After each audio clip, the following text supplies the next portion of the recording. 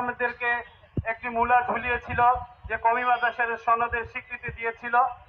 আমরা ভেবেছিলাম যে বর্তমান যে সরকার, যে বৈষম্যর বিরুদ্ধের মাধ্যমে আমরা যে সরকার এনেছি, এই সরকার হয়তো আমাদের মাঝে সমতা প্রতিষ্ঠা করবে, হয়তো কওমি মাদ্রাসার যে সনদের যে স্বীকৃতি, সেই স্বীকৃতির কার্যকরী তা করবে, তারা এই স্বীকৃতিকে তারা কার্যকরে রূপান্তরিত করবে।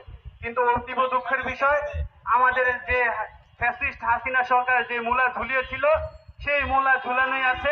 কওমি মাদ্রাসার যে কার্যকরী স্বীকৃতির কোনো ব্যবস্থা বর্তমানে এই সরকার নেয়নি। পাশাপাশি বিগত দিনে আমরা আমাদের বেসরকারি যে শিক্ষা প্রতিষ্ঠানগুলো, তারা কিন্তু বিগত দিনে, অর্থাৎ এই বর্তমান যে কেয়ারটেকার সরকার, অন্তর্বর্তীকালীন সরকার, এই সরকারের আগে যে সমস্ত পরীক্ষা হয়েছে, সেই সমস্ত পরীক্ষার মধ্যে আমাদের বেসরকারি শিক্ষা প্রতিষ্ঠানগুলো তারা বৃত্তি পরীক্ষায় অংশগ্রহণ করতে পারত, কিন্তু তারা